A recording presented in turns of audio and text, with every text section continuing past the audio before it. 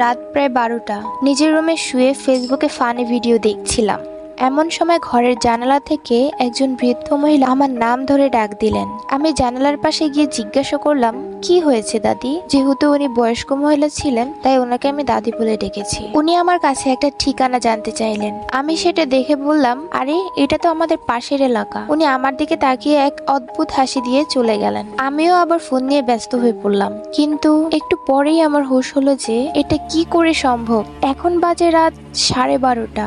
এত রাতে একজন বৃদ্ধ মহিলা আমার কাছে কিভাবে আসলো, আর উনি আমার নাম জানলো কিভাবে? আর ওনাকে তো আমি চিনি না, আর আগে কখনো দেখিনি আমাদের এলাকায়। আর সব থেকে বড় কথা হলো, উনি আমার জানালার পাশে কিভাবে আসলেন? আমার রুমটা তো 4 তলায়। এর পরের দিনই জানতে পারলাম যে আমাদের পাশের বাসার এলাকার বাসিন্দা বাচ্চু মিয়া আর বেঁচে নেই।